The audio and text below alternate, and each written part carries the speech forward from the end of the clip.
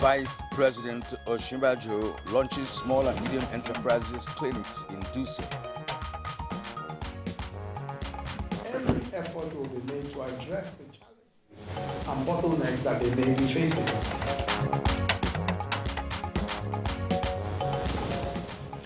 After 13 years, 9th Senate finally passes Petroleum Industry Bill.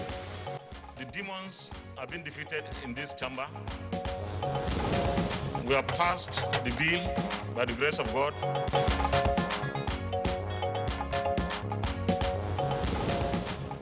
Afrexim Bank to invest $2.5 billion in Nigerian economy.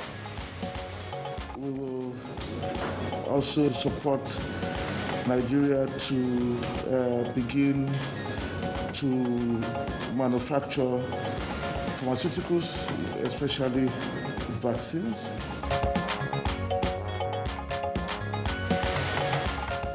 On Good Morning Nigeria today, we continue our conversation on the war against drug abuse, plus passage of the Petroleum Industry Bill by the Senate.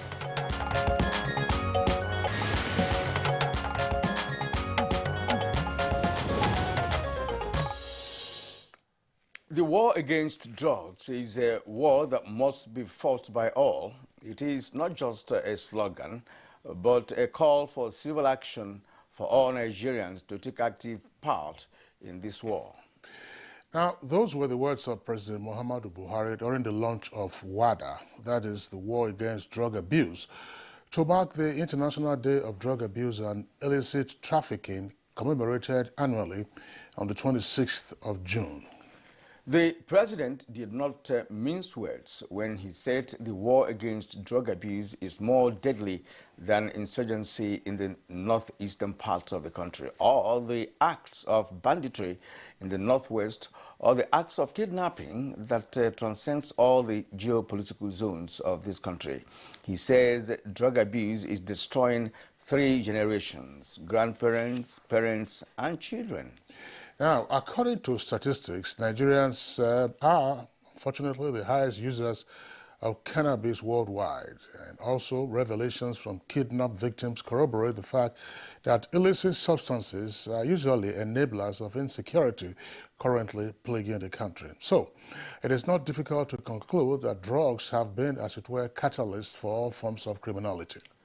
And recently, Chairman of the National Drug Law Enforcement Agency, NDLEA, Brigadier General Buba Marwa, puts the value of cash and drugs seized in the past 5 months since he assumed office as the leader of the NDLEA at over 90 billion naira, even as he added that over 2,180 traffickers have been arrested, including 5 drug barons, controlling different cartels across Nigeria. Well, that's not all, Kyria. General Marwa also revealed that a record 2.05 million kilograms of drugs have been intercepted across the country, and that over 2,000 drug offenders have been prosecuted, with 500 jailed in the course of the last 5 months. But all that is just the tip of the iceberg when one considers the dimension of drug abuse in the country. We hear that those who abuse drugs are now graduating to higher substances with suicidal effects. Kinsley, of course, you've heard that before now. You recall that our guest last week was talking about the substance known as Flakka, as well as Colorado. That's right. These are drugs which make those who use them want to commit suicide by either running into a moving vehicle or jumping from dangerous heights. And you just wonder, what is the world turning into? That's a very pertinent question, Kyria. Now, what the latest trend should tell both the young and the old about drug abuse is that it does intense damage to the brain and triggers destructive tendencies. So, if the end result of getting high on drugs or other substances is to have your life terminated, of what use is the adventure? So, what can really be done to ensure that Nigeria is drug-free?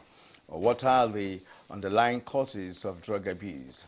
What role should parents play? And what are the signs parents should look out for to know if their children are involved in drugs. These and many more are some of the questions the guests that we have assembled this morning will provide answers to on the program today. My name is Kirian Umayo. Thank you for joining us. And I'm Kingsley Osadolo. I join my colleague Kirian to also welcome you to the program. Now we have a second topic, and that is on the passage of the Petroleum Industry Bill by the Senate. So after one, then we get into the other. It's Good Morning Nigeria on Friday. We are broadcasting, of course, live on the network service of the Nigerian Television Authority from our Abuja headquarters studios. The skies are grey this morning in the Federal Capital Territory, and the temperature, I'm not quite sure what it is now, but probably in the mid to the lower 20s. In the meantime, let's join our colleague for the highlights of the morning news today, and he's right here with us in the studios. Let's go ahead with you right now, and that's Dennis Adegunloye. Dennis? Good morning, Kingsley, and good morning, Korea, and good morning, Nigeria. Here's the morning news. President Muhammadu Buhari is passionate about ensuring that micro, small, and medium enterprises get the best necessary support from both the federal and state governments. Vice President Yemi Osinbajo stated this at the 28th edition of the National Micro, Small, and Medium Enterprises Clinic in Dutse, Jigawa State, where he also distributed agricultural machineries and equipment provided by the state to 922 beneficiaries. Challenges and bottlenecks that they may be facing. I must also encourage you to bring any of the issues, especially the issues to do with approvals and all of that, to the attention of the MSME Clinic Secretariat between today and tomorrow to get assistance and quick responses from some of the relevant agencies. His Excellency the President also recently tasked our Vice President, who's leading the steering committee of the National Poverty Reduction and Growth Strategy. Tax was lifting 100 million out of poverty in 10 years. The President believed, the Vice President will deliver, and we so believe so. Chairmen of local government areas have been charged to take personal responsibility in addressing crimes arising from mining activities, as the federal government is coming up with a revenue formula to compensate host communities in the mining industry. Vice President Yemi Osinbajo stated this at the Sustainable Mining Conference with the 774 local government chairmen.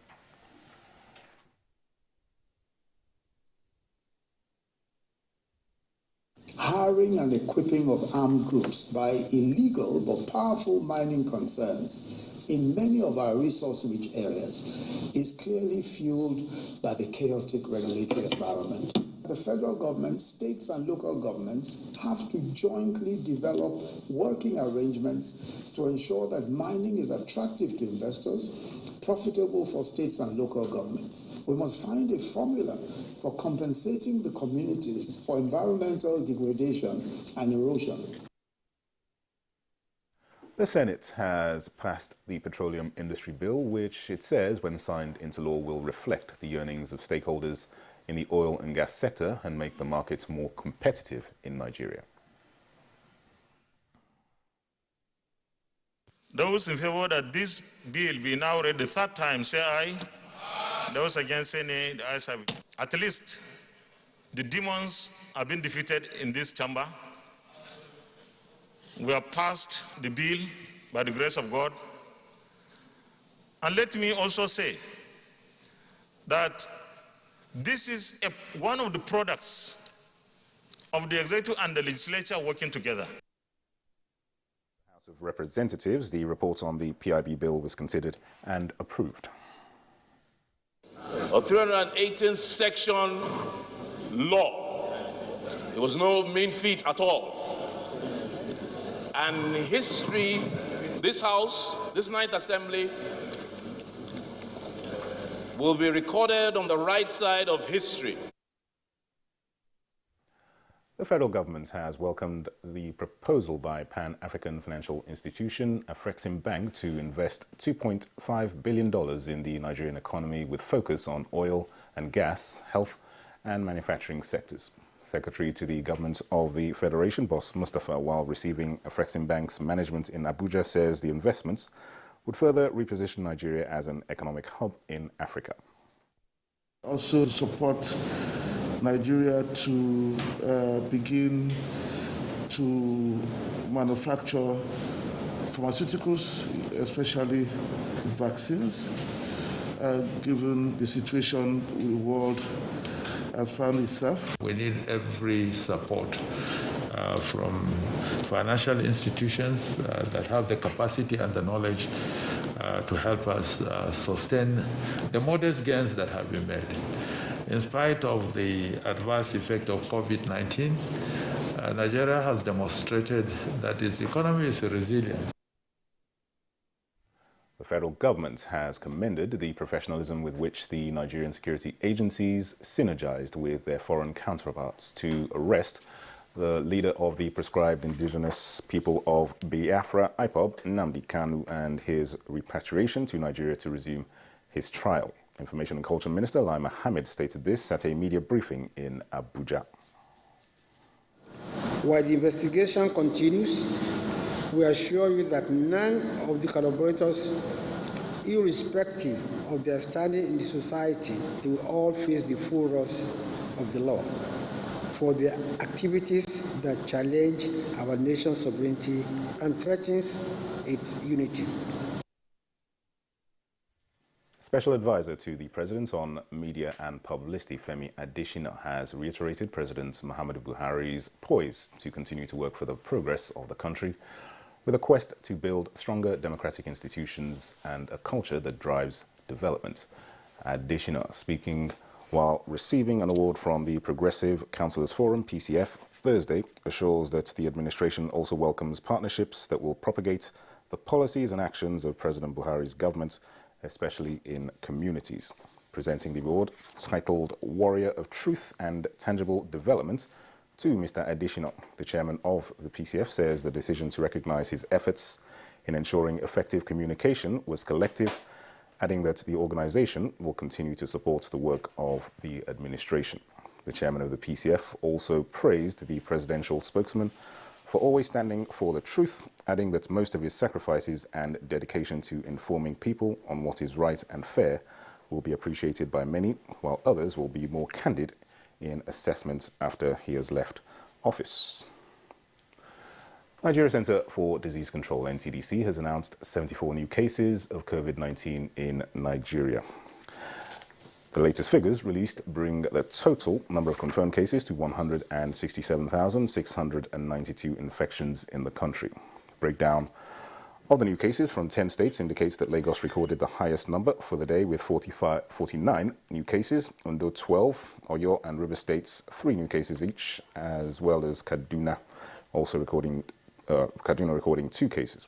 The day's tally is completed by Ekiti, the FCT, Gombe, Jigawa and Ogun states recording a single case each. With the latest developments, 164,273 total cases have been successfully treated and discharged. 2,121 patients have unfortunately died of the virus. Well, that's the morning news for now. Good Morning Nigeria continues very shortly with Kingsley and Kieran after this break. Good morning.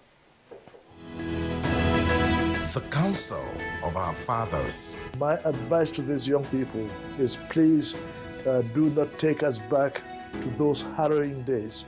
You probably do not know what it is. Nigerian youths, let's build our nation together.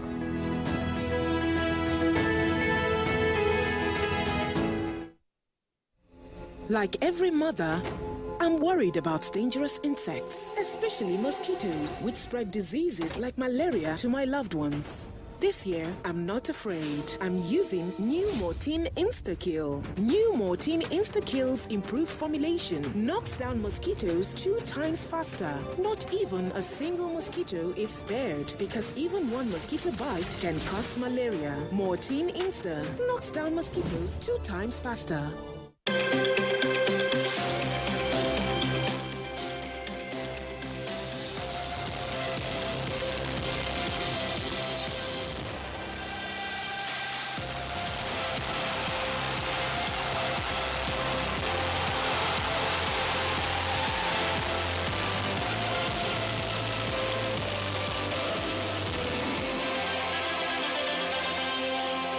Nigerian youths are about the greatest asset the country has at the moment. It is therefore not surprising that the administration of President Muhammadu Buhari is strategically responding to the yearnings of the youth through multiple projects and programs. Youth entrepreneurship support years by Bank of Industry, the Youth Investment Fund by the CBN, and several other conditional cash transfer programs. Recruitment of 774,000 social workers, majority of whom are youths, and so many other projects that are beneficial to youths directly or indirectly.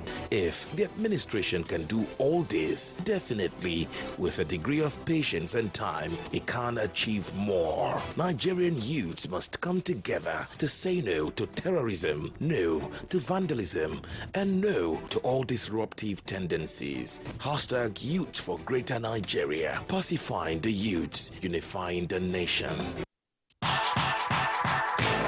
It's the dawn of a new era on NTA's flagship program, The Sports Parliament, revitalized with lots of varieties, including feedback responses from viewers. Sports Parliament, the weekly sports show that exposes all the intrigues in the Nigerian sports sector and projects an agenda on the way forward for Nigerian sports. On NTA every Thursday at 10:30 p.m., running for 1 whole hour, discussing sports. The parliamentarians are more committed than ever to enlighten the viewers as the Sports Parliament takes it to a whole new level on the floor of the House. Keep a date with the Sports Parliament as motions are moved every Thursday on the floor of the House. Mr. Speaker, with his gavel to harmonize sports resolutions. The House have it.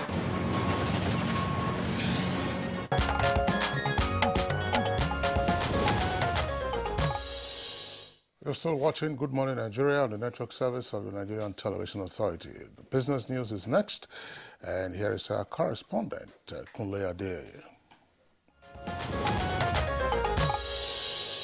The federal government has committed a lot of resources to boost local rice production in the country. The Anchor Borers project is a distinguished one in this regard. The ban on the importation of rice has also helped in local rice production. Despite this level of commitment, soil nitrogen deficiency and drought have been cited as major constraints to rice production in the country. Researchers are now saying government should look inwards in addressing these challenges. The application of biotechnology tool to improve the quality of our local rice seeds will usher us into tremendous avalanche of wealth, job creation, and a healthier environment. Improved nitrogen use efficiency within rice production system will increase crop yields, lower contents of nitrogen fertilizer deficit, reduce its soil nutrients depletion, and protect water quality. The researchers say this will sustain government costs to diversify the economy. With business news, I'm Kunle Adeye. Well, thank you, Kunle, for that business package. And next on Good Morning Nigeria is a review of the National Daily's newspaper review.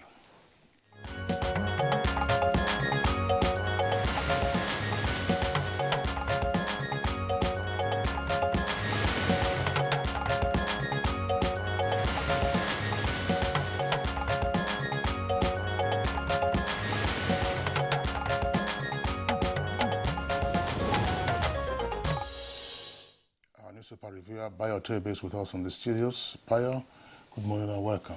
Thank you, Kinsley. Good morning. Good morning, Kirian. Yeah, but good to see you. Is it raining already? Or the skies are still grey? The skies are seeding gradually. Okay.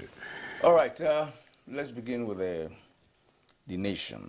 The Nation newspaper. Above the nameplate, DSS declares Iboho wanted after arms recovery in home raid. It has 4 riders. Afenifera, ARG, ARC, OPC condemn action. Agitator cancels rally. 2 of my men killed. Police says stay off Lagos. The story is on page 4. Lagos bound ISWAP chief arrested in Ogun. That story is on page 3. Buhari projects 900 billion naira for subsidy in 2022. The story is captured on page 5 of The Nation. The story this morning is on the federal government. We are going after IPOB leader Kanu's backers. With 2 riders, he instigated killing of 60 in 4 months. Otom urges government to act on killer headers. All right, and Senate House split on fund for host communities. That's against the backdrop of the PIB law passed after almost 13 years. All right, and of course, at the foot of the nation, a Twitter ban in national interest. Some precise Ganduje false critic of Agri, as on page 31. Kingsley. All right, Kirian, let's take a look also at the Daily Trust newspaper. From below the name flag, you have the following headlines. Federal government writes Western diplomats, lists Kanu's atrocities. Fresh crisis looms as Yari and Marafa reject Buni's declaration of Matawale as leader. That's in Zamfara State. Federal government targets 900 billion naira for petrol subsidy in 2022. And the list story says NNPC commercialized as Senate passes PIB. 3 riders to that. PPPRA, PEF scrapped. PPPRA is the Petroleum Pricing Regulatory Agency. PEF is the Petroleum Equalization Fund.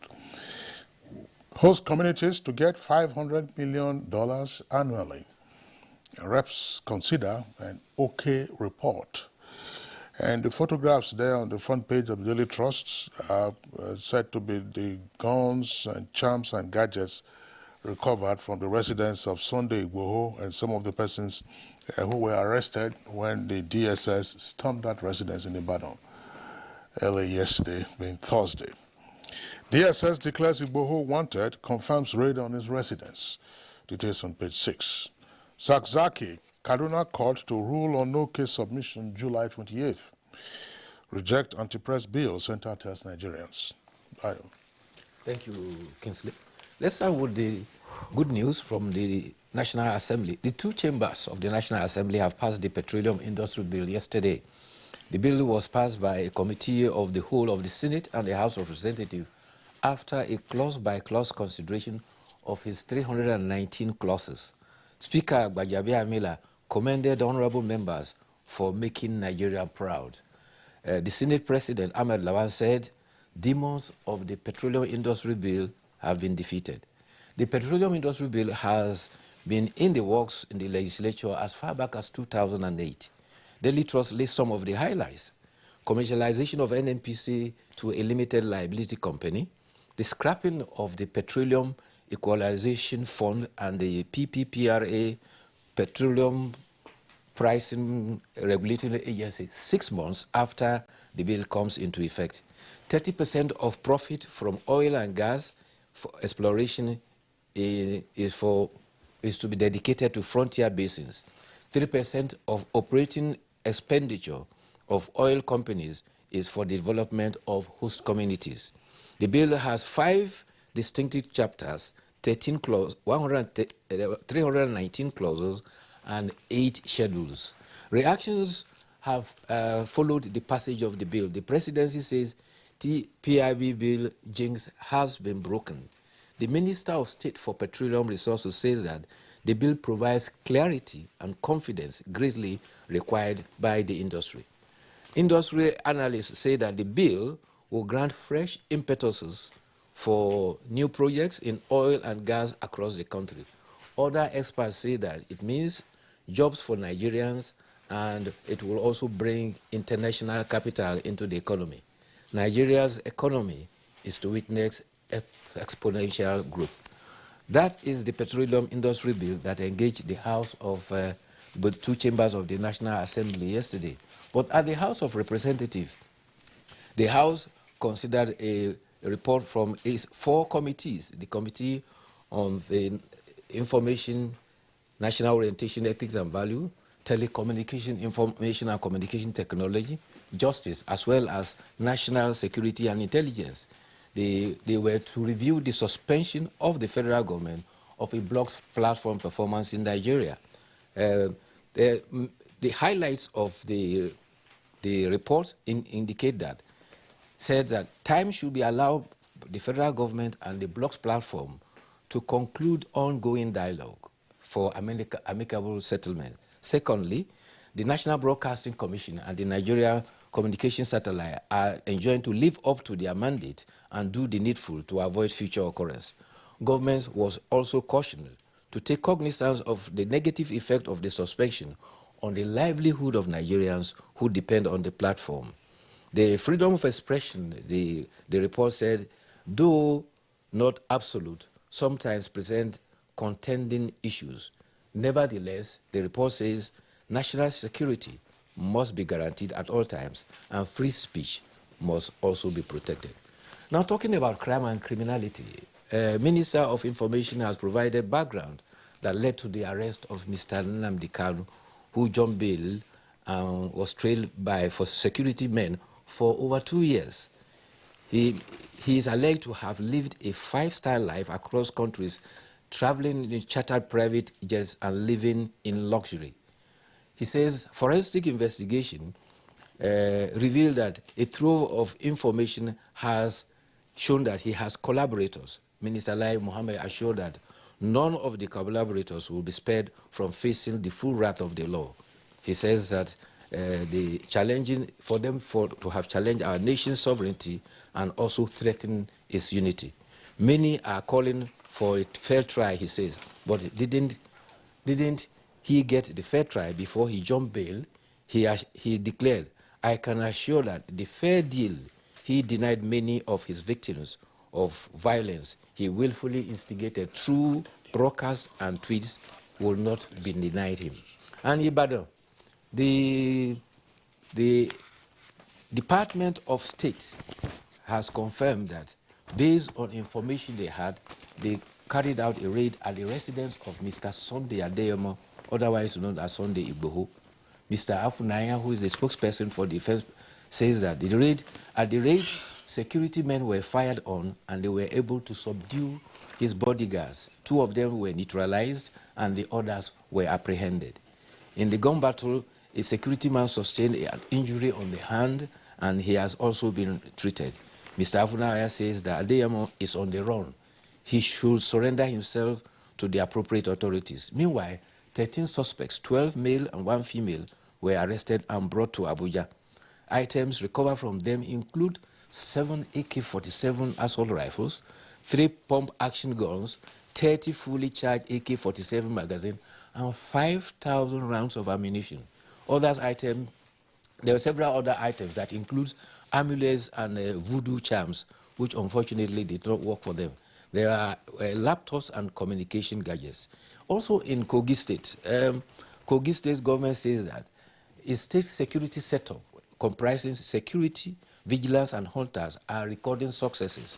The latest is a kidnapper member who operates in Otoyi Forest. Otoyi Forest is between Kogi and Niger State. A member of the group came to buy foodstuff and he was apprehended by the hunters. He was escorted to the enclave and there was a gun battle and 3 of them were neutralized. This brings to 3 such instances in Kogi. There was one at Okehi local government, another at Kotunkarve, and this time, this one at Otoyi Forest. So Kogi is able to... all the forests in Nigeria, have been infested by bandits, criminals, yes. And kidnappers as well. Of course, bandits are also kidnappers, because of course when they abduct individuals, of course they look for ransom for their release. The thing is actually increasing by the day from all indications. The positive indication is that with collaboration with hunters, people of local entity who are familiar with the terrain, security agencies are achieving more successes. Okay, well, fine. We're talking about forest. There's a story. It's a snapshot at page 35 of the Daily Trust. You can see that there. It says 1 month's impact, planting 152 million trees in 10 years. And this is happening in Africa.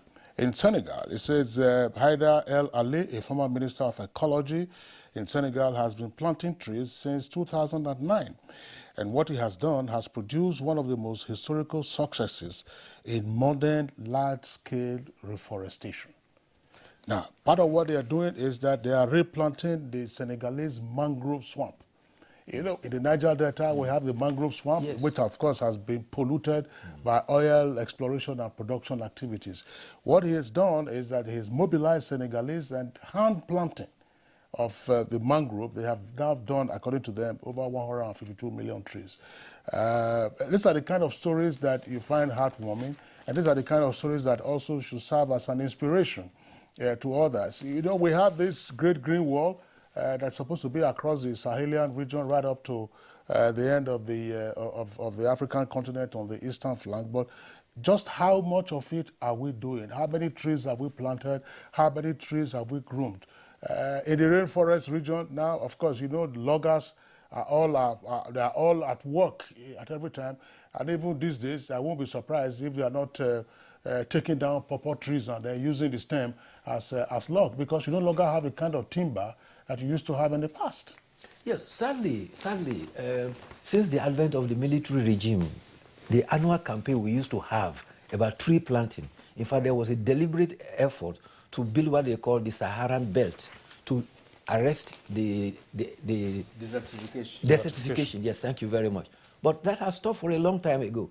And coupled with that, there was a deliberate policy to divert attention from deforestation, especially people felling down trees and using it for firewood. The recent high cost of kerosene has now forced people to go back to the forest and use firewood. And therefore, our forest is under serious threat.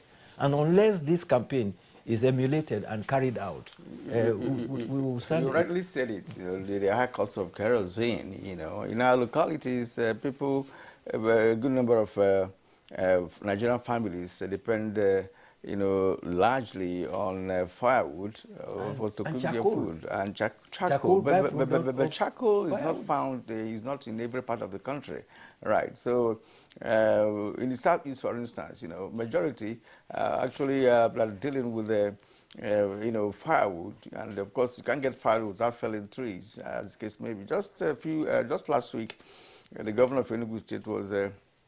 You know, he issued warning.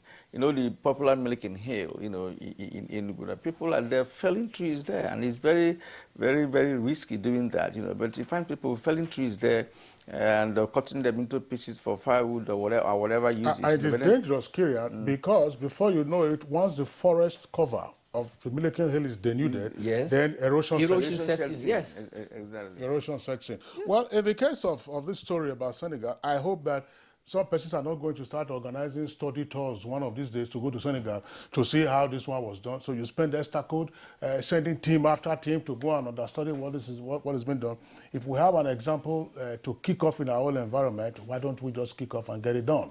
We had it here. All we need to do is to revive it. Absolutely. Now, there's a photograph there. That's sign language, also on page 35 of the Daily Trust newspaper. You find all these signs from time to time in different locations. Watch that, Bayo and Kirian. Say, please, don't piss here. And well, the piece is please don't piss here. Don't piss here. There's obviously an error, but is there a communication? Well, I wouldn't know. Well, don't piss here. One of them that I found more funny, hilarious, if you like, in addition to what we just saw now. You know, they tell you that African jurisprudence is something that is probably more efficacious than the Western jurisprudence. When you write a sign on the wall or at a location, says, do not urinate here, or if you urinate here, you will face prosecution. People will still go there and urinate. Then there was a sign that was published some time ago. It said, look, please urinate here. We need your urine for rituals. And then they had small receptacles, you know. Nobody ever went there. And that one actually communicated more than Don PCM. Okay, all right, Bayo. I think that that's basically it. I mean, we'll watch out for other stories and then see how the matters will unfold. We'd like to wish you a lovely weekend. Thank you very much. See you again on Monday. All right, it's Good Morning Nigeria, live on NTA's network service. We're taking a short break now. When we return, two topics, of course. One, we're returning again to the war against drug abuse, plus the Senate passage of the PIB. That's one leg down, and then we're waiting for the other legs before it becomes the PIA, that's the Petroleum Industry Act. Take a short break now. Dialogue, empathy, love, and unity. These are vital components of nation building. For all to be well, we appeal that we should refrain from volatile, provocative, inciting messages and language. Let's build and not destroy.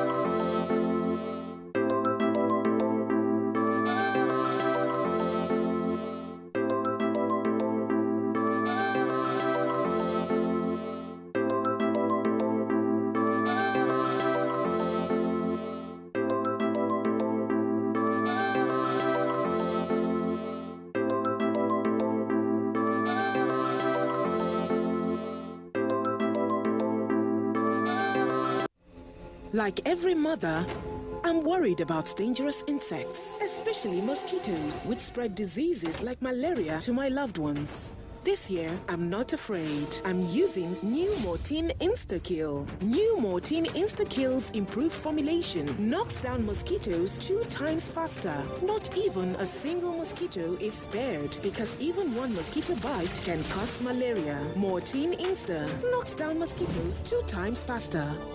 Nigerian youths are about the greatest asset the country has at the moment. It is therefore not surprising that the administration of President Muhammadu Buhari is strategically responding to the yearnings of the youth through multiple projects and programs. Youth entrepreneurship support, yes, by Bank of Industry, the Youth Investment Fund by the CBN, and several other conditional cash transfer programs. Recruitment of 774,000 social workers, majority of whom are youth, and so many other projects that are beneficial to youths directly or indirectly. If the administration can do all this, definitely with a degree of patience and time, it can achieve more. Nigerian youths must come together to say no to terrorism, no to vandalism, and no to all disruptive tendencies. Hashtag Youth for Greater Nigeria, pacifying the youths, unifying the nation. These days, people get their news and information from more media sources than ever before. Some of the news and information given are fake, unverified, doctored, and manufactured to create confusion, stir disaffection, and cause disunity.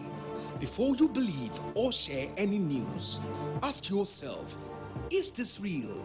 Is it from a credible source? Is it verified or verifiable? Fake news is dangerous, whether you do it for fun or for political gains. Real people can get hurt. Fake news, don't create it, don't spread it. This is a public service announcement from NTA.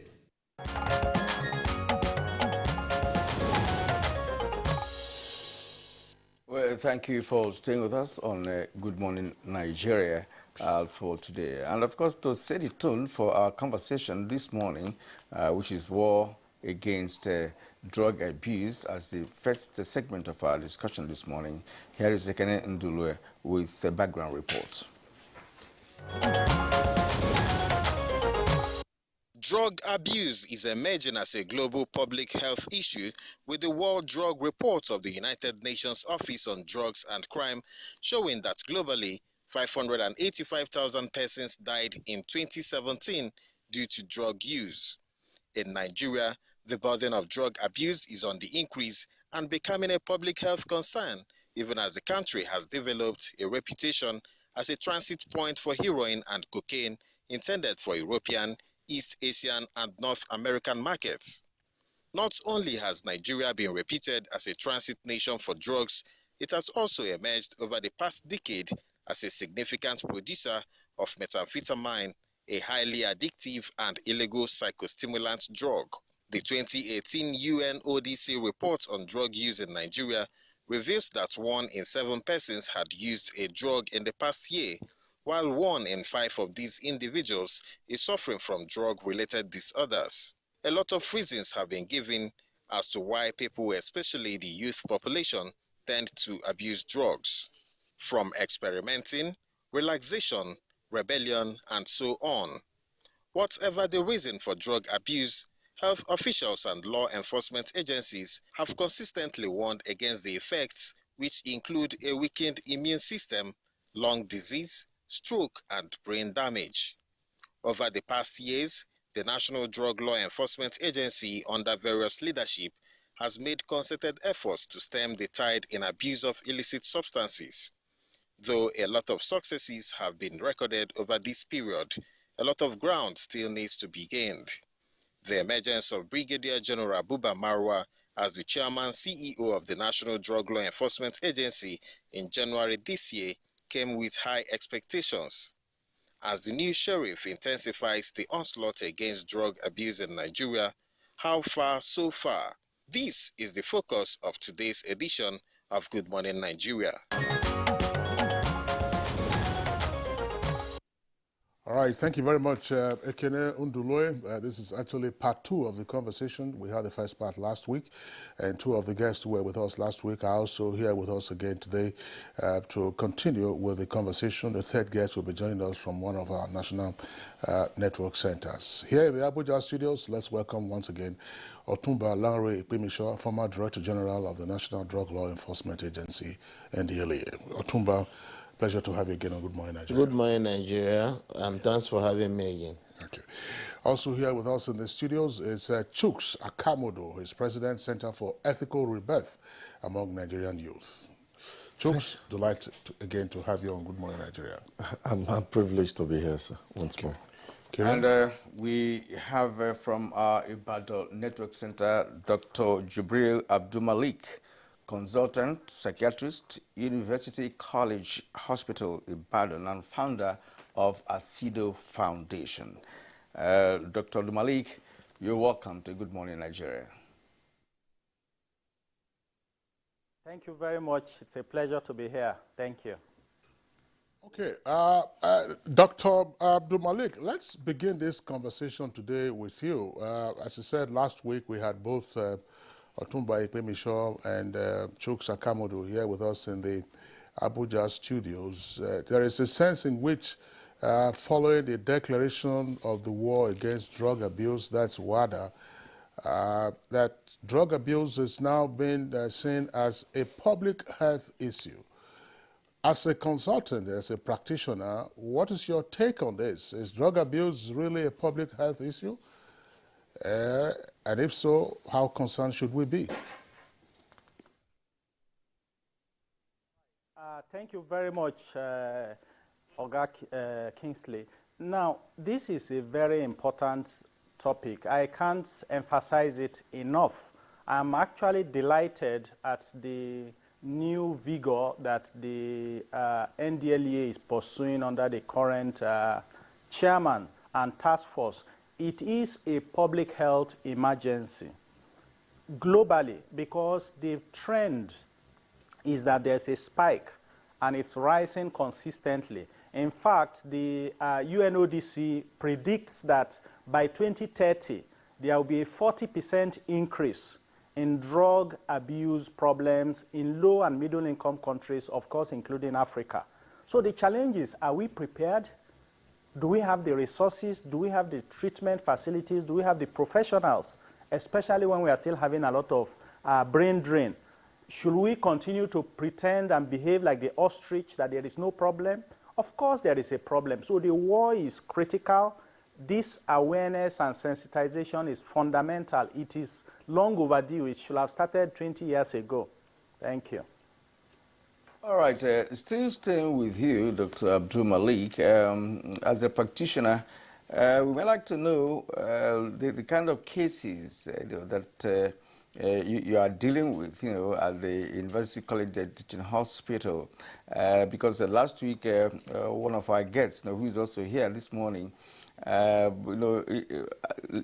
he actually introduced new type of drugs that are now in circulation. You talked about the flakka. You also talked about the Colorado, because we used to know cannabis, heroin, cocaine, and what have you. Are you having new cases of persons who are indulged in the use of this Colorado flakka or even heroin, as the case may be? Are you having such experience in that hospital at the moment? Thank you very much. Yes, we are, because you see, the same way we do research to improve effectiveness of medications, to improve the yield of cassava, for instance, and other things like that, we also have people who are engaging in illicit drug trafficking. And it's a multi-billion-dollar global trade, right, with the cartels in Latin America and Europe and including transit countries. So it's a big business. And they are also investing in research to improve the potency of their drugs. And the more potent it is, the stronger the grip it has on its users. And because once you then get hooked, you have to keep buying. And so it's very lucrative for them. So we are seeing, 30 years ago, we just say cannabis. But now cannabis has levels. There are different grades.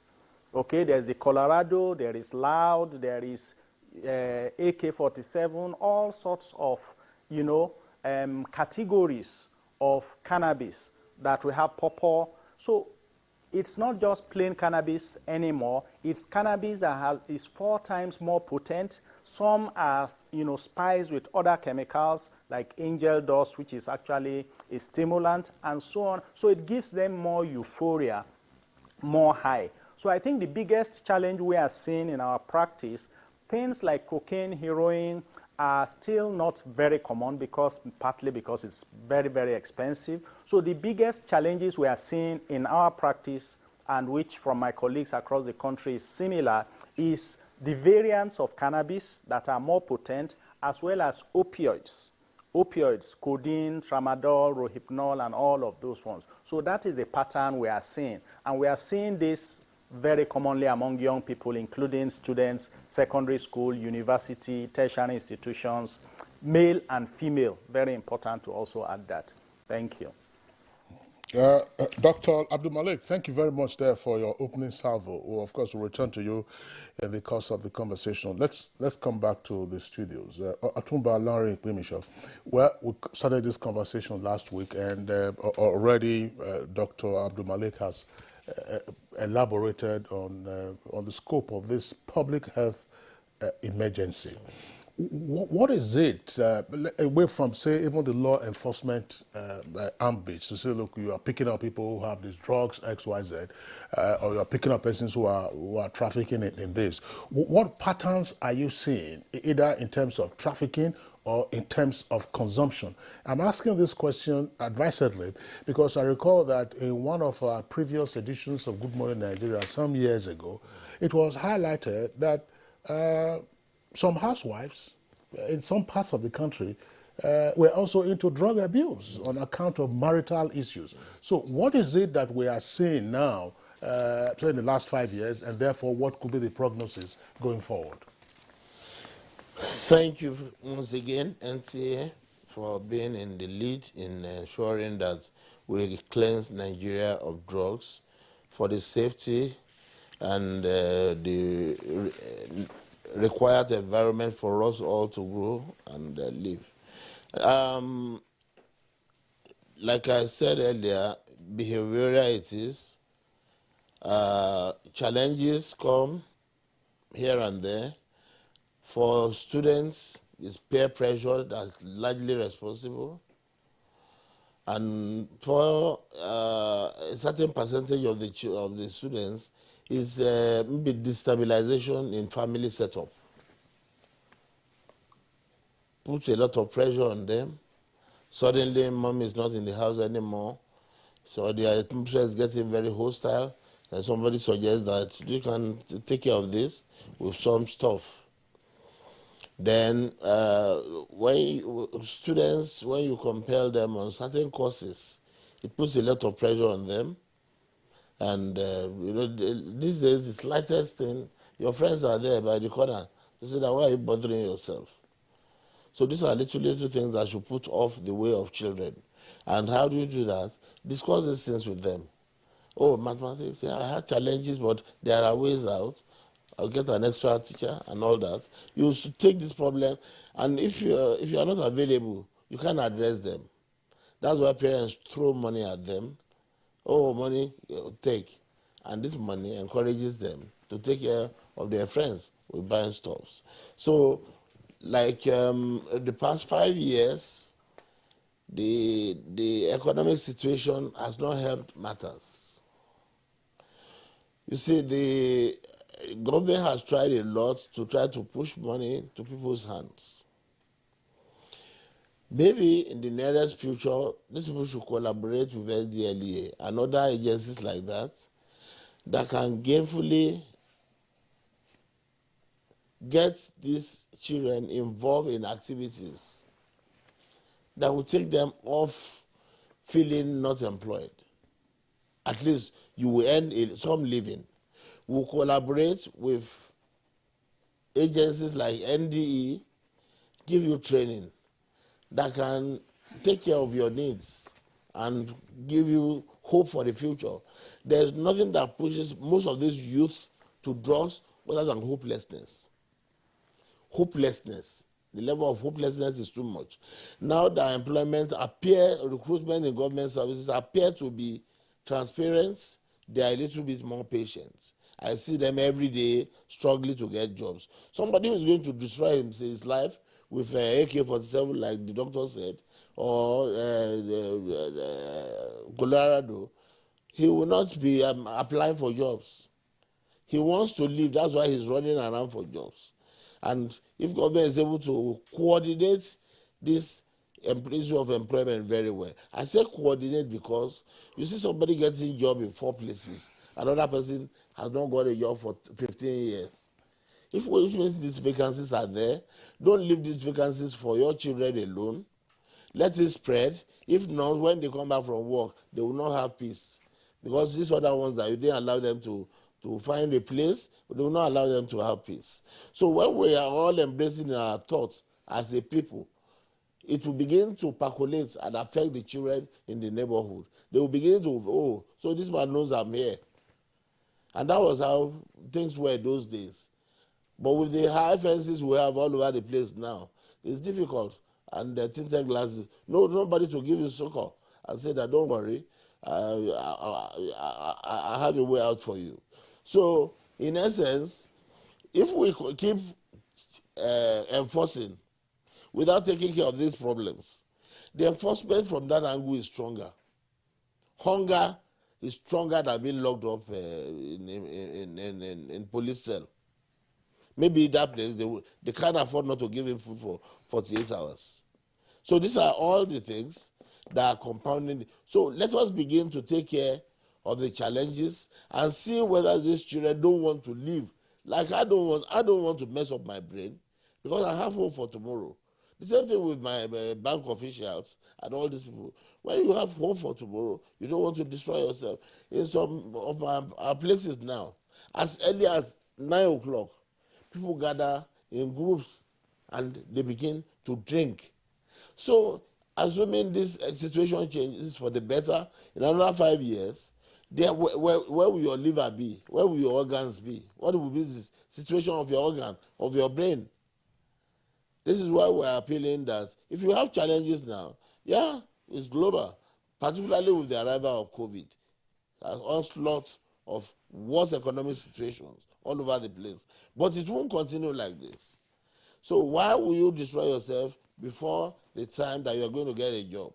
Now, unfortunately well,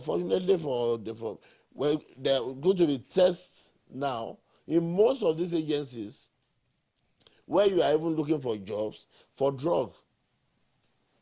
You are going to be subjected to drug tests, and there you are, if you are found to not to qualify for a job again. So I believe that like the effort we're making now is more on discouraging people from going into it, rather than all about enforcement. Yes, we're after the sellers. Those who are using, they are not criminals. If you catch him, there's nothing you can do other than to counsel him and look for the guardians and to say that your ward has a problem. We met him at a smoking point. That's all that you can do.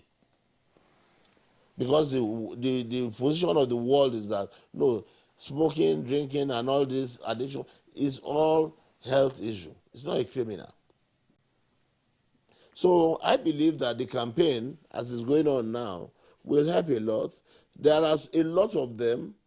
About 3 months ago, somebody just went casually for a birthday party. She had never taken these things before.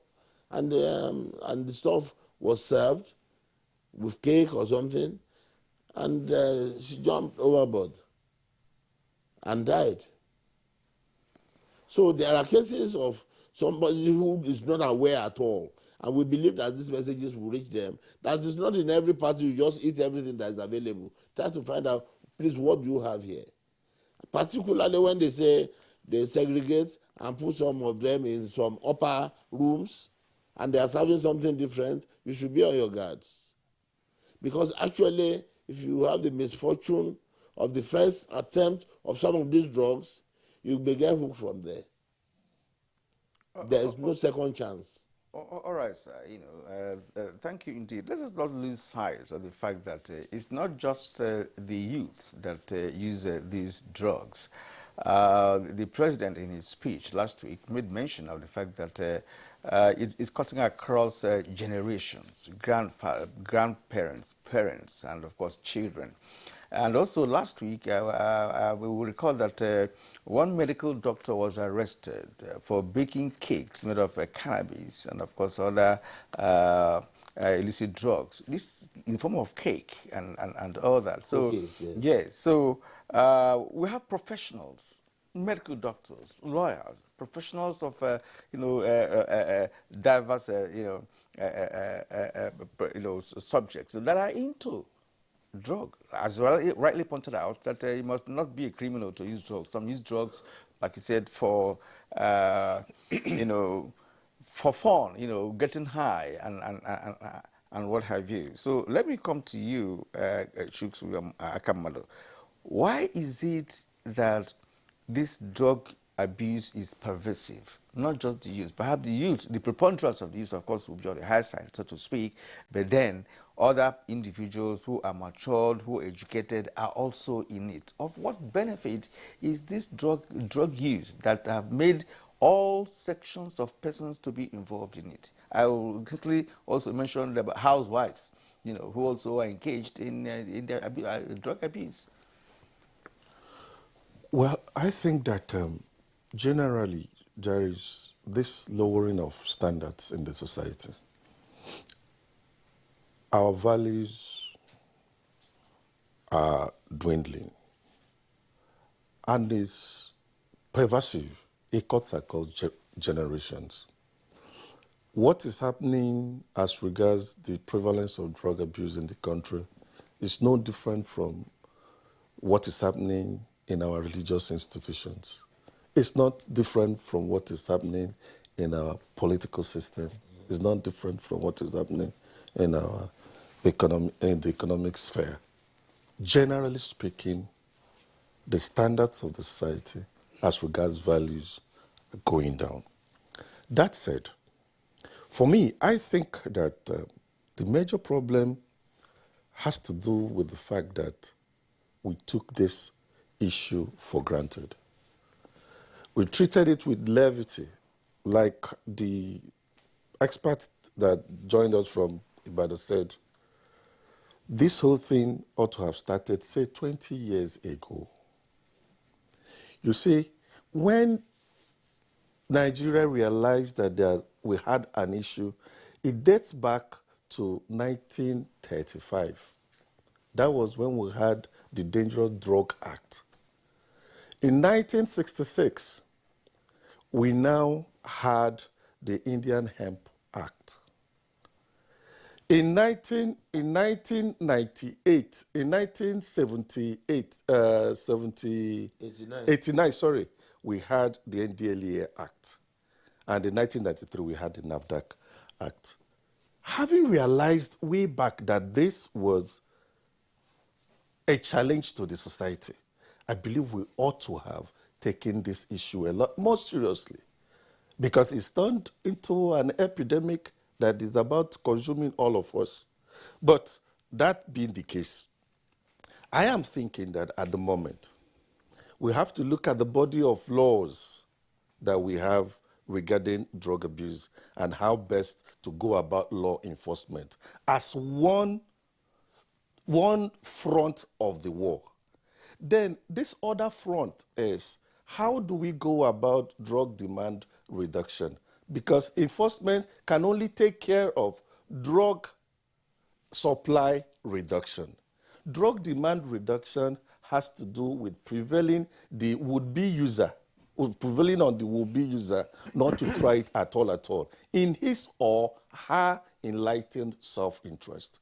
That is where I think the focus should be at the moment. Then the NDLEA itself, since Section 3 of the NDLEA Act, gives it the powers to collaborate with other government bodies, whether within Nigeria and outside, as regards the drug thing. I think that the NDLEA should also reach out, is reaching out, but we need to see more action as regards bringing states and local government involved in what we're doing. Subnationals should play complementary roles. Then the judiciary also should begin to take issues of drug offenses a lot more seriously. When NDLEA takes matters to court as regards those who are caught with drug trafficking, supply here and there, the judges should also see it as a special area of concern as we see corruption today, and make sure that they give such matters preferences by way of giving accelerated hearing. Then the legislature also has to realize that they have a role to play at the moment. There should be a holistic review of all our extant laws regarding drug abuse in this country. That way, what we will be doing is to galvanize a critical mass that will make the society wake up to the reality that this is an emergency that is threatening all of us, our collective existence as a people. It is at that time that the mother at home will realize that, the mother and father at home will realize that a major factor in this whole thing is the low quality of parenting that we have these days. If you see most photographs of children, babies taking shisha, babies taking hard drugs, it's their parents, it's adults that are taking those videos, and they put it out there on social media. Things that are downright unconscionable. How dare you do that? I cannot see worse abuse than that. For a baby as young as 4, 5, 6, and you now expose them to such things. How do you now expect them to grow up to become teenagers tomorrow? So low quality of parenting is another major problem. That means there is need for the nation to now take this war against drug abuse that was officially launched last week as a national priority. If it is funding, let us realize that this is more important than 2023 general election. Yeah. Let us realize that what Minister of Finance, Budget and National Planning are doing as regards economy, they are not as important as saving the very soul of the nation. Because what are we planning for as a nation? What election are you talking about that will come that will take place in 2003 when you are not even sure of those who will take over the baton from the leaders we have at the moment? And Otumba, please let me disagree with you on the one hand. Yes, I agree that government, federal, of course, subnationals, have a duty to provide jobs. No one can excuse them at all. Federal government, state government, local government should find a way of making the environment enabling for jobs to be created, for the private sector to do the needful. Yes, but I don't like a situation whereby we excuse vices. Things can never be perfect in any society. This is wrong, this is wrong. Let us call a spade by its name. Drug abuse is wrong. I don't care what excuse you give. You are destroying yourself, you are destroying your family, you are destroying the society itself. So how good can excuse be to justify what you're doing to yourself, what you're doing to everybody? Please let us not excuse it at all. The individual has a moral obligation to stay away from that which is harmful to himself, to family, and the larger society. All right, Chooks, Akamadu, thank you very much there for your comments. Let's return to our Ibadan Network studios with the consultant psychiatrist, Dr. Jibril Abdul Malik. Dr. Abdul Malik, well, one critical aspect in this war will be drug demand reduction. Earlier, you indicated that, look, this is a public health emergency, but that we have issues with facilities. We also have issues with professionals, now exacerbated by the brain drain. In seeking to win the war on that front of drug demand reduction, what is it that we need to be doing at this time? And you may wish to preface your response by also taking on this point. If we have indeed a public health emergency, are we as a society living in denial? Is this something that we consider shameful? To say that, look, this is a family embarrassment, don't bring it out so that we don't get to be shamed by the others. Oh, no, it's happening to other people, it's not happening to me, it's not happening to us, so let them face it. Is that an issue that might impair the efficacy of the current war that has just been launched against drug abuse? Right. Thank you very much, Kingsley. This is absolutely, in fact, you just hit the nail on the head with your last statement. And that is the fact that we are a very judgmental, albeit hypocritical society. And we are very moralistic publicly, but in our private life, we all indulge in so many things. Right, and because of that, there is the associated shame and stigma of coming out, and that helps to drive it underground. There are, I'm a psychiatrist working in a government hospital. There are parents that will reach out and say, look, my son is having this problem, but we don't want to come to the hospital. Please, can you come and see him at home?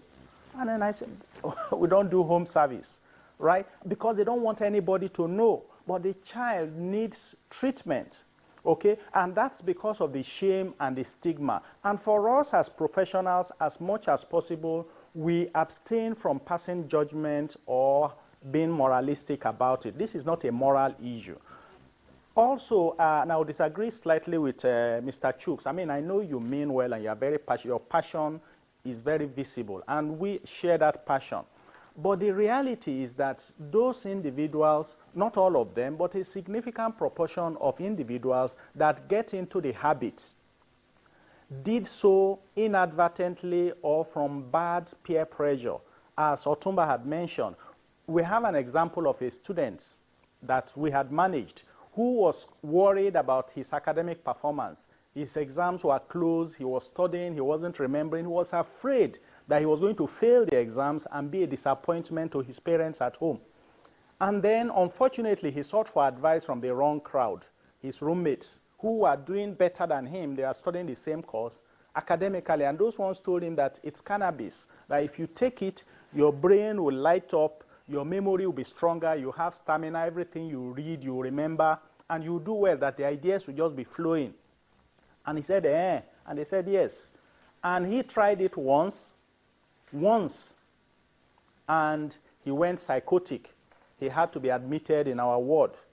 So there are many individuals, and these drugs are very addictive. Once you get hooked, it becomes very, very difficult to break that habit. And so for many of these individuals, from our point of view, we are sympathetic, we show them empathy, and we want to help them professionally as much as possible without being judgmental about it or saying that you are doing this to yourself and all of that. Unfortunately, that is an attitude that is not very helpful. Why should we address this as a public health emergency? Because it is very strongly linked to peace in our society. The nexus, the link between drug use and crime is so very well established. In fact, the United Nations has the same organization, agency, United Nations Organization for Drugs and Crime Control. Because where there is high drug trafficking, it will be linked to prostitution, it will be linked to criminal offenses, and so on and so forth. So you can directly correlate the upsurge in criminality in our society with the upsurge in drug abuse, because they need money to feed that habit. And so they will steal, they will rob, and so on. And then to be able to even do the crime, they take the drugs so that their eyes will be, you know, they will be emboldened to commit atrocities. And I mean, we know from reports in the Northeast that in the camps where they've dislodged bandits and Boko Haram, they leave a catch of psychoactive drugs, which, because you need to be high on some drugs to carry out some of the atrocities they do carry out. So it's a public health emergency. And unfortunately, we don't have enough doctors in Nigeria. I'm rounding up, please, so I don't talk for too long. We don't have enough doctors. We don't have enough nurses. We don't have enough mental health professionals, psychiatrists, clinical psychologists, psychiatric nurses. We don't have enough treatment. And indeed, even in the best of treatment centers anywhere in the world, the best treatment is prevention. Because you go into rehabilitation in New York or wherever you are, you come back, you are detoxified. Many of them will subsequently relapse and go back into the habit. So our best bet is prevention, drug demand reduction. And for this, I would recommend that it must be a multifaceted approach. National Orientation Agency, NTA, thank God for the NTA, for your reach and for spearheading this awareness creation. We need to create awareness, we need to reorientate people, and we need to reduce access to it. Every motor park in Nigeria, every motor park, they are selling psychoactive substances there. The drivers that will grab the wheels, right, and carry consumers and passengers and be on the road. Even if you are driving at 80 kilometers, you are using your seatbelt, your car is safe. That one that is high on psychoactive substance will face you head on, and you are the one that will enter the bush for him. So those are the challenges. A public health emergency. We need to really appreciate the magnitude of the crisis facing us and begin to apply different strategies, including orientation, prevention, drug supply reduction, demand reduction. All of these are very important. Thank you. All right. Actually, on the issue of drug supply reduction, that's very, very pertinent to this conversation, because sometimes even when you jail a drug user, or even those who have not tasted drugs in the first place, while in jail there, people introduce drugs to him while incarcerated. So how did he get there? So that's why I was concerned mostly about the pervasiveness of drug use in the country. That is not just the youth, it's not just the rascals or the criminals, but some gentlemen and ladies are also involved in this. As a matter of fact, when Bomarwa came on board, well, if I'm right, I had a statement that all the staff of NDLEA are going to be tested for drugs. And in one of your statements, you talked about the issue of responsible persons being involved in this. If you attempt to carry out drug tests on Nigerian workers, or even those seeking to work, you will be marveled at what you're going to see, because we have a lot of drugs that are being abused, and people are doing it gently and going their way. You must not be a criminal to use drugs. Even snuffing of tobacco is also part of drug abuse, all right, because it gets straight into the brain for those who are snuffing, tobacco and or even cigarette smoking and all that. Now, Otumba, let me ask you this: but how can the youth be involved in the war against drug? What kind of template can be put in place to ensure that the youth from all sections of the country can be directly involved in this fight? Because, of course, we want to save the younger generation. Yeah, thank you very much. Yeah, your approach is actually the agenda, the main agenda of NDLA at the moment and federal government. That is to say that, okay, if you say about 15 to 18% are already hooked on drugs or taking drugs or using drugs, how about the 85% that have not gone near? How do you protect them? That is basically your question. We're also worried that it's almost getting to a point that if you don't use drugs now, you have to pretend to be using, to form part of these groups, to be relevant in schools. And that is very worrisome. That the pressure will come and you are almost going to be in the minority of the boys that are happening in the campuses. So how do we protect and let the boys know that, no, you are of a noble birth. You don't follow somebody like that. You don't follow somebody, they should follow you. Because you are you have a noble birth, you have future, you are from a good parents. Now, the campaign we're on now is how do we ensure that those who are in come out, but those who have not gone in, which is 85% of the people, how do we ensure that they don't go in there? That's what we're doing, to show you that I've never seen somebody who come and say, thank God I take drugs. That's what is helping my life. No.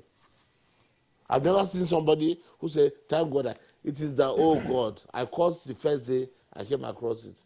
And I've interviewed quite a lot that I interview of users, is that at there are times that you wake up and you swear that you never take it. Say several times, sir. And they will be crying. And the next thing, after, he's looking for the next opportunity. That is how drug is.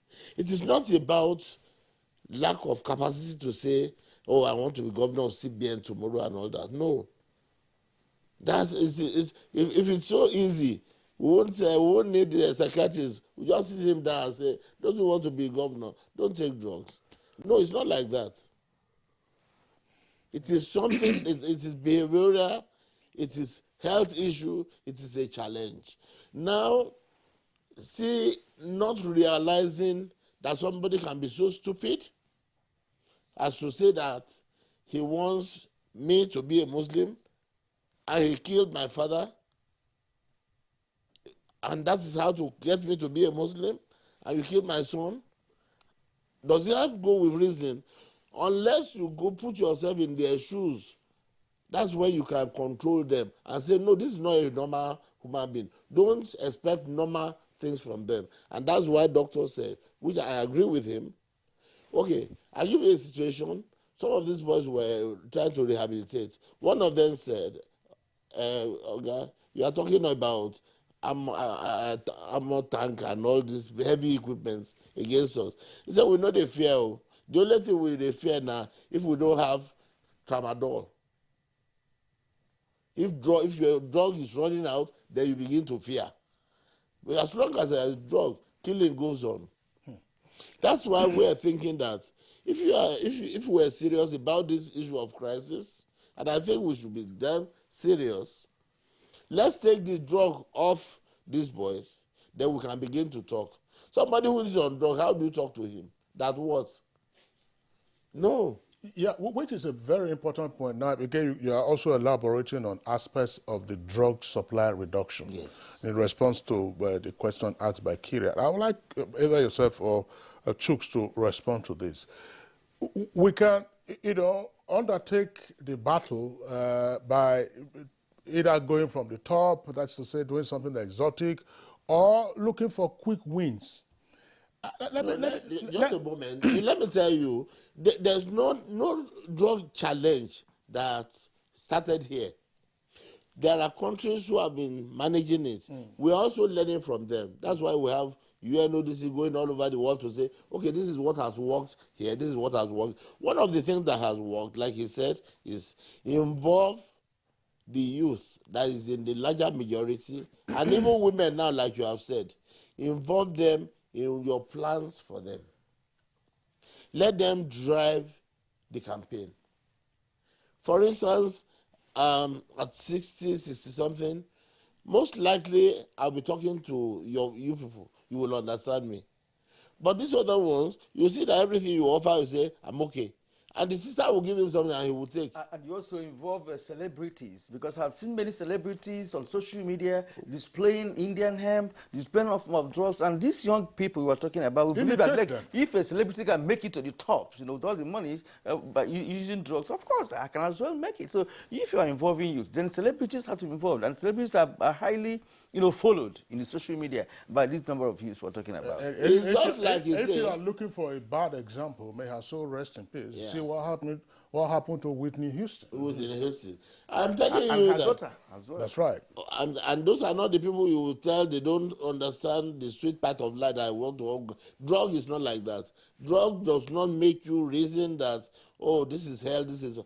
As far as this is concerned, let me have this for Akimas. That's why they even blow up they blow up themselves without. You know, Otumba, I want Chooks, maybe you can take this aspect. What I'm actually saying is, in terms of drug supply reduction, sometimes it is common knowledge that if you go to that street corner, there's a guy who sits there, his name is Mr. X or Mr. Y, you can get this thing from him. Yeah.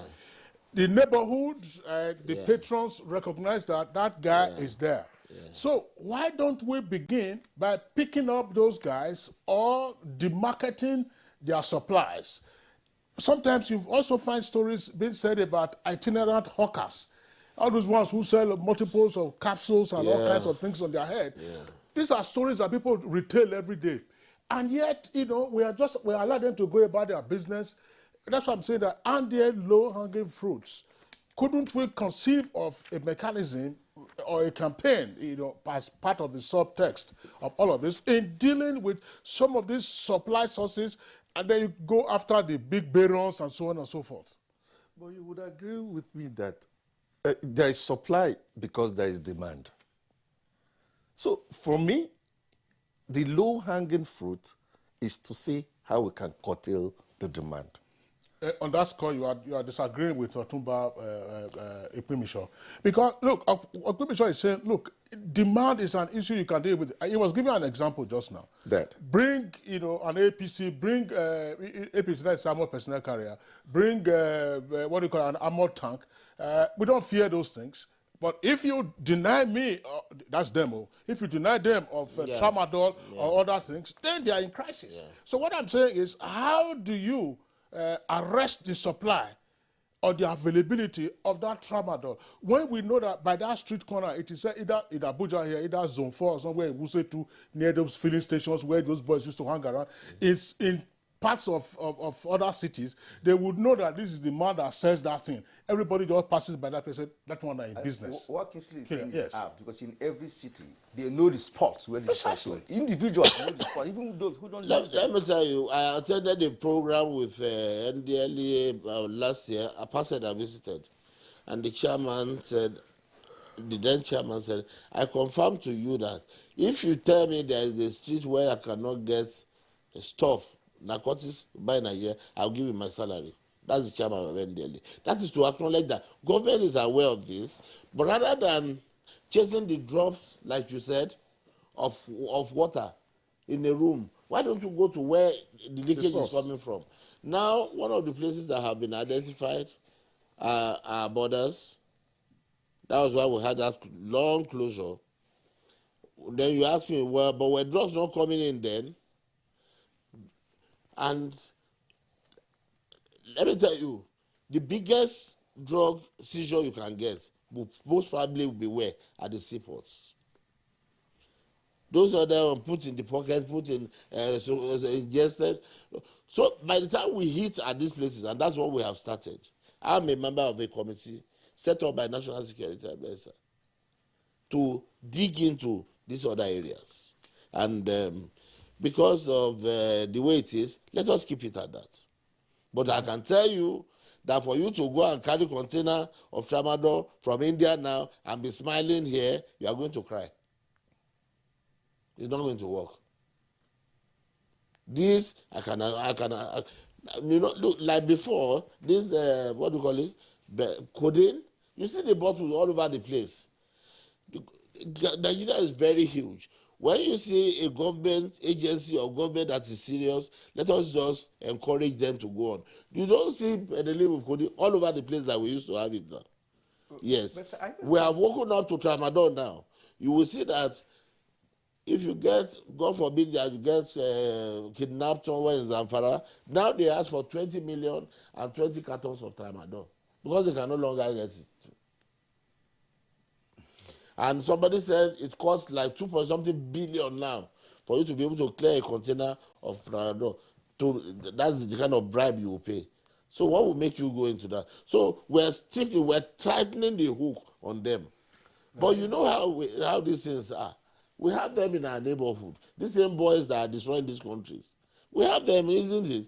No, but I mean, sorry, Otumba, Kirian, and Dr. Abdul Malik. Look, what we are talking about is, yes, it is useful to deal with the headwaters, where the supplies are coming from. But I cannot be participating in an illicit trade and say, look, because I'm an itinerant hawker, I have all kinds of capsules which are deadly in the first instance, and then you can always call me to a corner and I say, look, you have stuff, I will give it to you. If you don't dissuade me from that business, all that will happen is that I will not tell you that, this thing don't scarce now.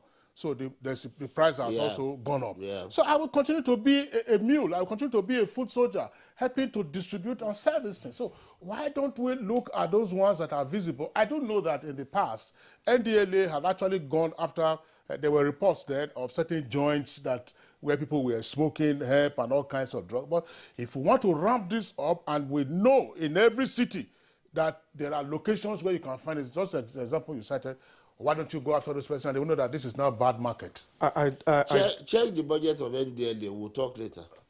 No, I doubt that. I doubt that the NDLA has enough manpower and resources to undertake this task.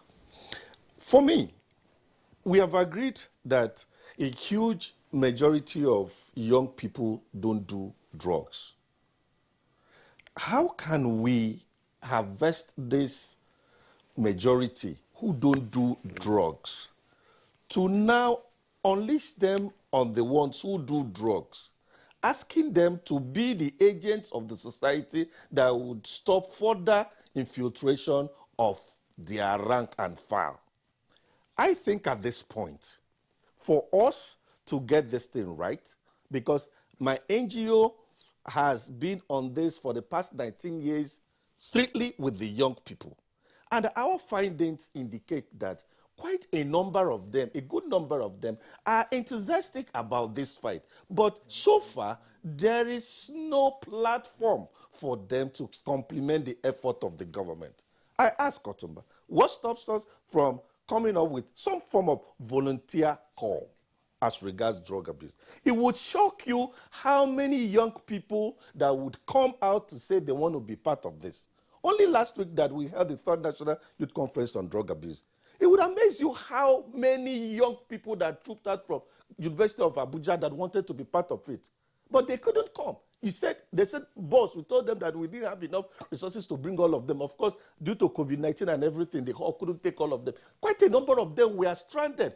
You could see that enthusiasm. It wasn't a political rally that they were coming for. They weren't coming to be given food or money, but they wanted to be part of this change agenda of the present administration to actually arrest this drift and make sure that Nigeria moves on to a point where the future of our youth can be guaranteed.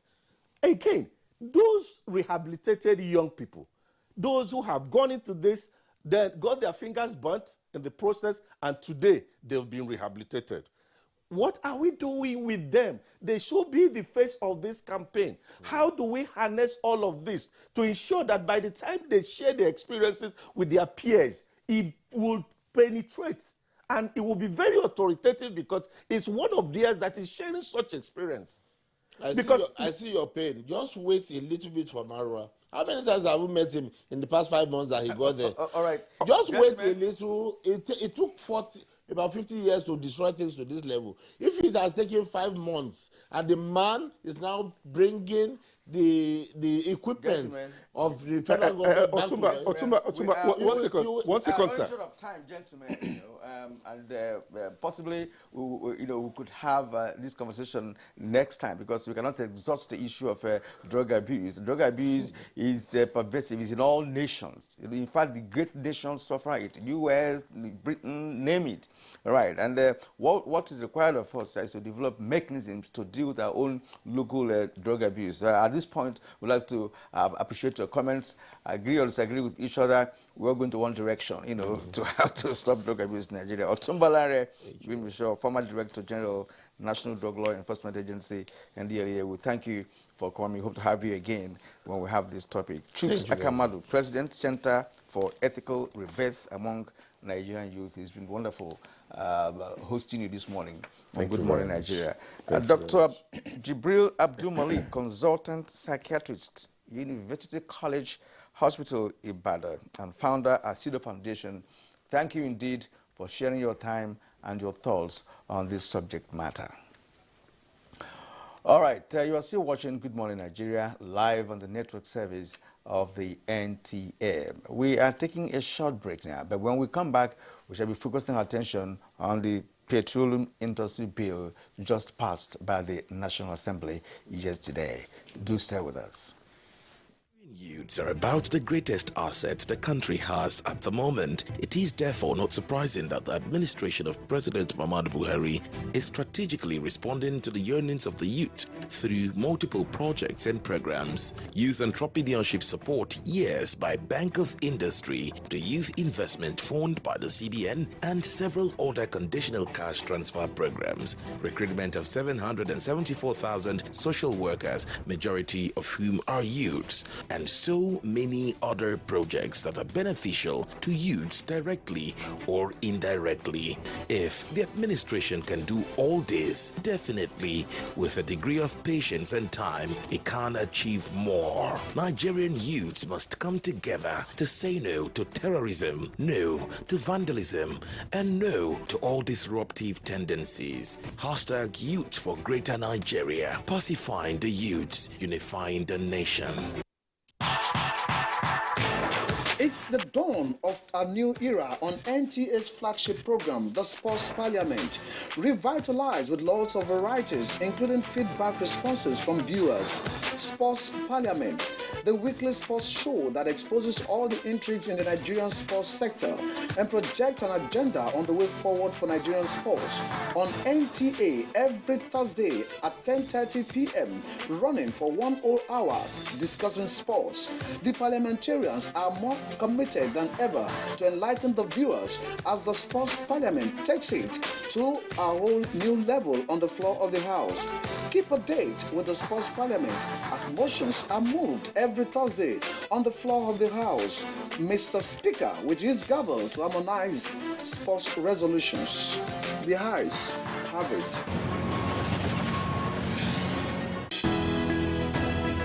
The Council of Our Fathers. I will urge and advise our younger generation to use talent and brain to sort out problems, not arms. Nigerian youths, let's build our nation together.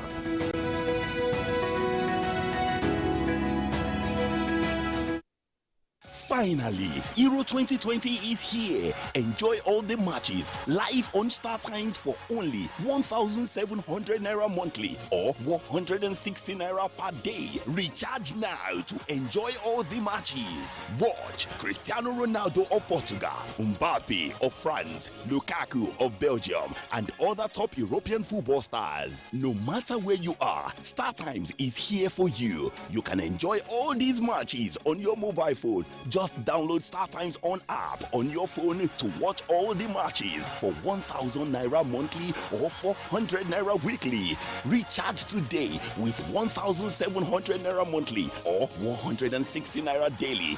That's right, you heard me. On Star Times, you can watch all the matches with monthly subscription of 1,700 naira or daily subscription of 160 naira. Terms and conditions apply. Star Times. Enjoy digital life.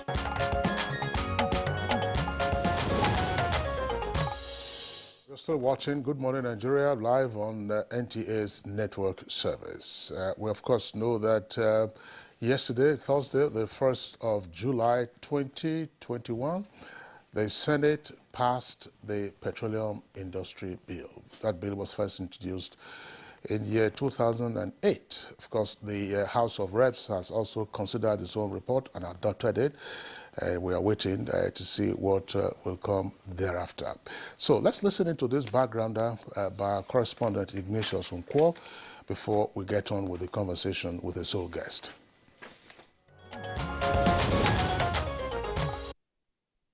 June 2021 marks the end of an era in Nigeria's top legislative arm of government, the termination of the Petroleum Industry Bill 18 years parliamentary journey.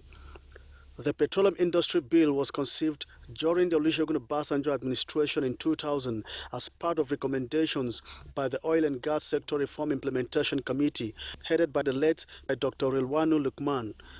Its first legislative courtship with the National Assembly was in the 6th Assembly in 2003 as an executive bill under the late President Umaru Musa Yar'Adua. Like a new bride, the Petroleum Industry Bill received great acceptance by the legislators in view of its potential to reform Nigeria's oil and gas sector, open up the industry, attract investors, and give adequate attention to host communities. But at the time, it turned out into a parliamentary tug-of-war, and its courtship with the 6th Assembly did not go beyond second reading. The 7th Assembly also failed to pass it, while the 8th Assembly broke the bill into 4 versions. That is, the Petroleum Industry Governance Bill, Petroleum Hosts and Impacted Community Bill, Petroleum Industry Administration Bill, and the Petroleum Industry Fiscal Bill. That assembly was able to pass only the governance version, which did not receive presidential assent due to some critical observations made by the executive. Because it had so many what was called impurities then, so many reservations, so much monies were given to different of the agencies under the petroleum, and then Mr. President considered that there will be less money available for the federation account to distribute.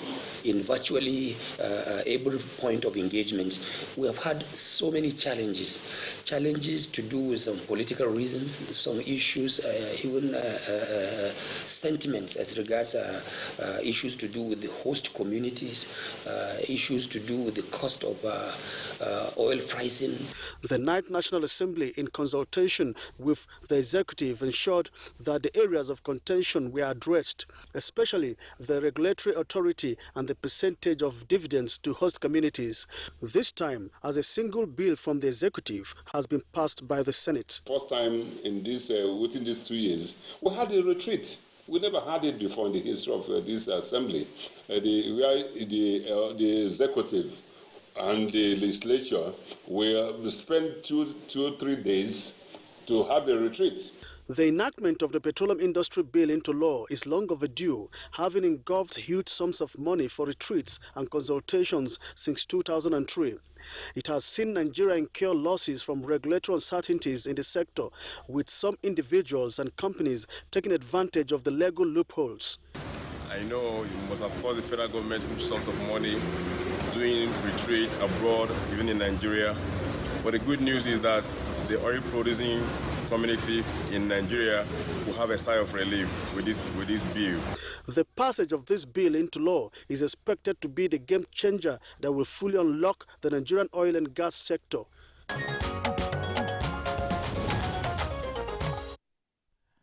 And now I welcome Senator Itai Enang, Senior Special Assistant to the President on Niger Delta Affairs and former ICC to the President on National Assembly.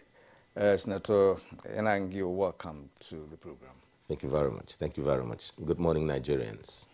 Okay, Senator Itai Enang, of course, you also served in the National Assembly for many years, both in the House of Reps and also in the Senate. We know that there's some mix-up in the dates by our correspondent.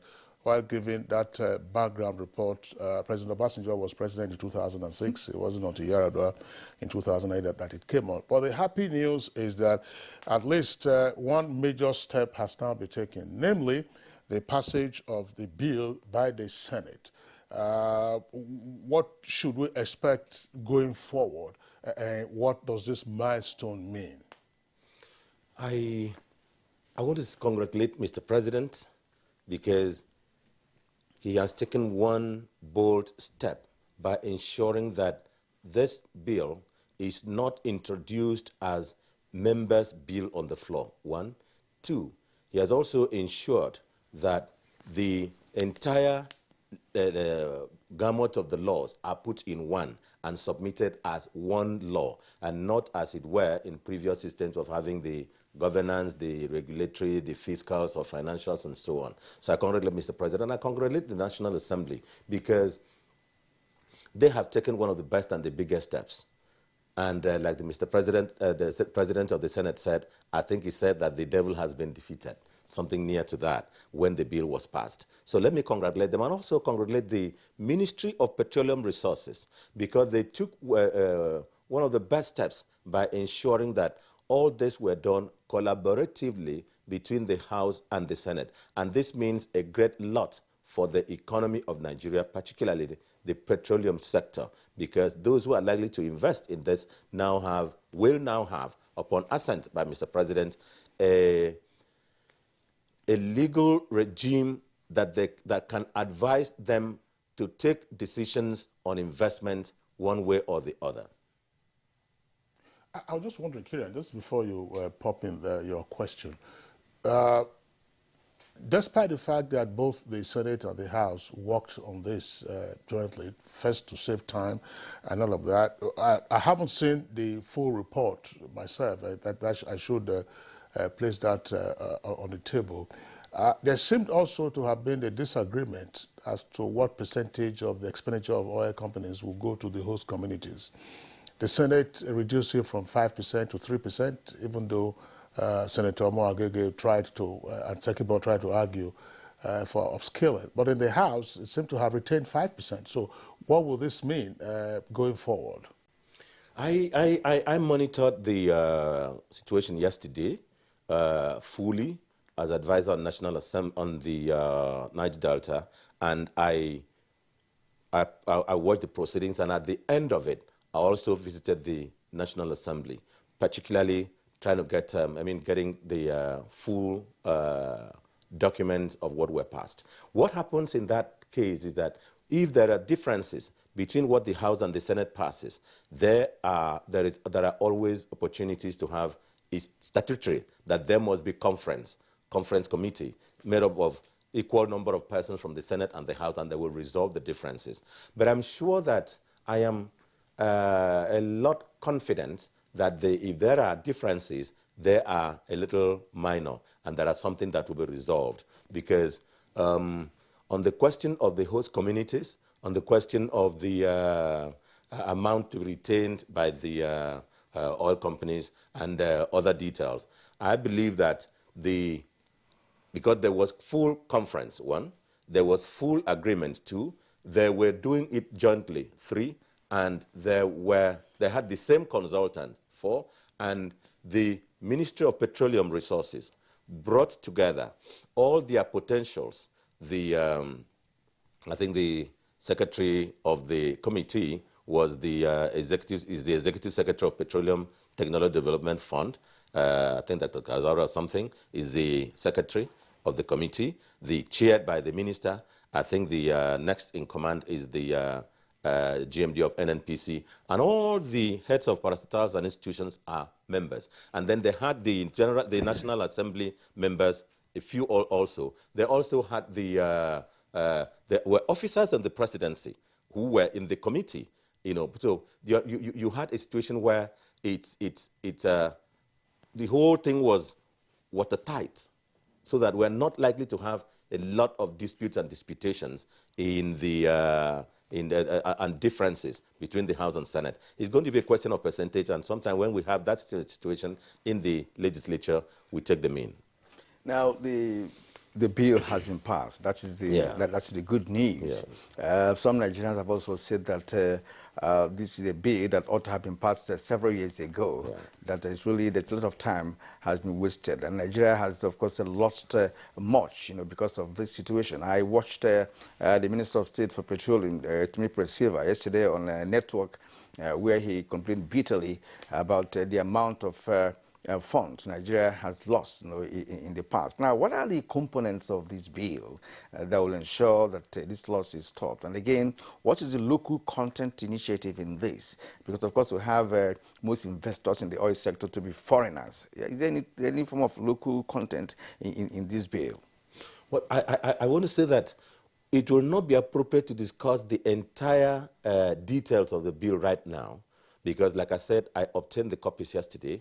I'm reading through the version by the Senate and version by the House. I want to see the differences between them, and it is only then that you will. And, of course, you will be able to discuss the details of the bill after harmonization, because if I discuss the details of the bill now, I have read much of what the House has passed set on the fiscals. I've read much of what the Senate has passed on the other regulatory and governance sections. No, it is when the harmonized version is passed and then it is certified by the clerk, cleaned by the clerk to the National Assembly, and forwarded to Mr. President. That will be perhaps the appropriate one to be discussed. But on the losses and the local community content, I want to say that I followed the discussion on the bill.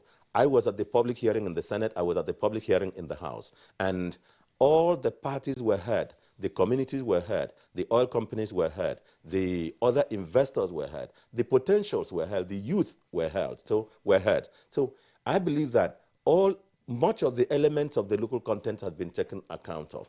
And also, it was in the course of it that my office organized a national conference on the artisanal refineries, and this was part of what we're trying to integrate as the local content, so that local and artisanal and modular refineries. So these are part of the local content, and of course there is a level that you must involve the communities. There are also a level that there must be ownership on the part of the host communities, where the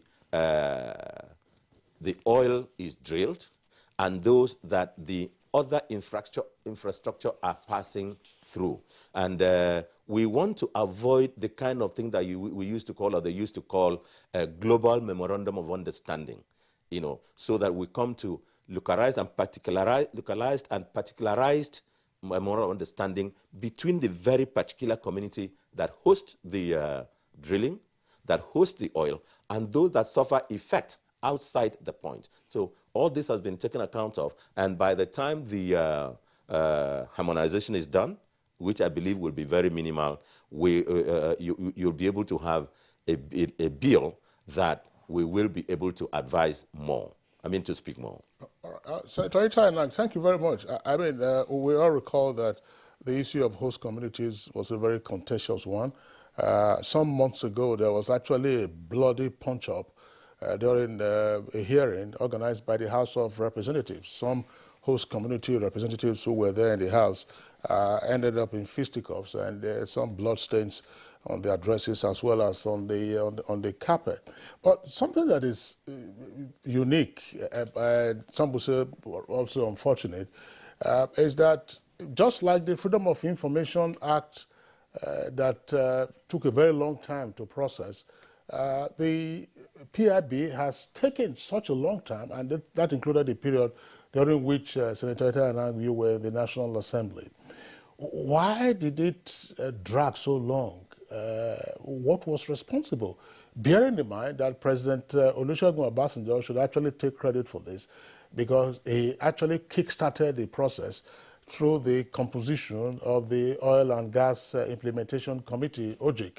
I think that was in year 2000 or thereabout, when he was just about a year or so old in office, to seek to reform the Petroleum Act of 1969. But why did it spend so long a time in the National Assembly? Well, thank you very much. Getting to the introductory, you remember that, okay, in the course of it, I was present when the fisticuffs arose, and these are persons and the communities that I have been working with in reconciling them, and I've been working with in making inputs. And of course, I was a great part of the, I looked and examined the presentations they were going to make. But when it was, and they agreed in my office, and when it was time to present, it was who was to present. And so that was what. And at the end of it, I want to say that I reconciled both of them in my office. It took long to pass the Petroleum Industry Bill, because petroleum is the blood in the artery of the economy of Nigeria. It is the strength or another things in the vein of the economy of Nigeria. And it is the subject of the greatest political contentions in the economy of Nigeria. So it took long to pass. And of course, there were other issues that were responsible. You remember, in 2000, 2004, I chaired the Rules and Business Committee up to 2008, 2007 when we finished. And when we finished the President Obasanjo years, there were many contentious issues, including the host community, including what goes to the what NNPC would take. Under the in my third term in the House, under President Yaradua, succeeded by President Jonathan, a lot of work were also done, but there were so many sabotaging factors, and again, at a point, there were not executive versions of the bill. It was individuals who returned to the assembly that picked up different pieces and brought on the floor. In the second term of the full President Jonathan years, it was introduced, and it was so very contentious. It was so very it was very, very almost bloody on the floor of the Senate. The Senate President, David Mark, managed one of the greatest tensions on the floor in managing for the bill to pass the second reading. And of course, it was at that time that I introduced on the floor an issue on the floor of the Senate, an issue which indeed almost polarized the Senate. And I think it was on that day that the gavel came, that the bill, the following day, the gavel came, it was passed. And I think there was a contention between my submissions and the submissions of the Senator Lawan then, from the NPP, the now Senate President. So they were very thick, and finally, it was passed. It passed second reading. Now, it didn't pass it couldn't get to the final,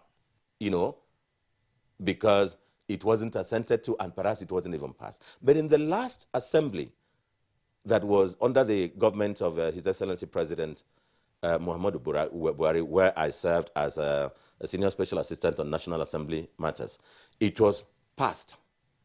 And it was so everybody expected one part of it was passed. Yeah, one of the three parts of it was passed, because it was compartmentalized into three sections or bills. One of them was passed. And when it was passed, it was forwarded to Mr. President. And the presidential team examined it. It was syndicated to the Minister of Finance, Minister of Petroleum, the Inland Revenue Service, the Minister of Economic National Planning, as it were. It was syndicated to the all Producer Trade Group. It was syndicated to the a lot of the interest groups. And when it came back, it became obvious that if Mr. President assented to the bill, that the economy of Nigeria, the NNPC will have so much money, and the economy of Nigeria will have so much money at the federal level, but there will be not much money available as profit to be given to the federation account to be shared to the states. And President Buhari considered, look, I am the president. This bill favors the federal government end. But if it favors the federal government end, what amount of money will be available to be shared to the federation in the federation account to get to the state government and to the local government? And it considered that I think one of the agencies wanted to retain 5% of what it makes, and PTDF, a lot of them. There were so many percentages that they all and each wanted to keep. So President Buhari considered that it was not appropriate and fair to Nigeria, and so he declined assent. And above all, one of the greatest elements was that it included some aspects of a repeal of existing laws. And of course, this was only one of the aspects that you have passed. If you pass one of the aspects and you include a repeal clause, and the rest have not been forwarded for assent for us to see, if you repeal in the existing bill, which would become an act if Mr. President assents, then you have repealed provisions of the entire system, whereas you've not gotten a complete picture of the law as it would be. So those were the reasons President Buhari declined assent and said, let me have all of it, and sent it back to the National Assembly. You have done a very good explanation of why the bill was delayed, but to many Nigerians, those are no excuses, for delay of 13 years of passing a bill, because... More than 13, almost 20. Exactly. So just like the President said the other day, that our problem is not in religion or ethnicity, it is in ourselves. Yeah. But from what I've explained, these are individual or group of persons that have brought in also all manner of, misgivings and along the line of communication with the rest of the members of the House to ensure that the bill is passed. But now it's passed, no problem. What I want to ask you is this: what do we expect in the coming weeks? In just a few seconds. What we expect in the coming weeks is that the clerk to the National Assembly will compare the version passed by the House and passed by the Senate. If there are differences, the clerk to the National Assembly, head by them, and the clerks to the different houses will advise the Senate President and the Speaker to constitute a conference committee. The conference committee will have a secretariat. The secretariat will now draw up the differences, and then it will be the conference committee will now work on these differences. And these differences that there will not be public hearing, but then it will be legislature to legislature, each chamber of the House with each other. And I believe that the National Assembly are going to be able to do this perhaps within this weekend, to do the complete, because they intend that before they proceed on vacation, the bill harmonized should be on the desk of Mr. President. Senator Ita Enang, Senior Special Assistant to the President on Niger Delta Affairs, yes, and former SSA on Senate, to the President. We'd like to thank you for being part of our discussion this morning. Of course, this is a subject matter we're going to have to return to going forward. Do enjoy the rest of your weekend. Thank you very much. All right, so that's it on Good Morning Nigeria for today and indeed for the week. We thank you for tuning in. Good Morning Nigeria returns on Monday, same time, 7 o'clock in the morning. Until then, do take care of yourself. I am Kingsley Osadolo. And I am Kyrian. You do have a good weekend.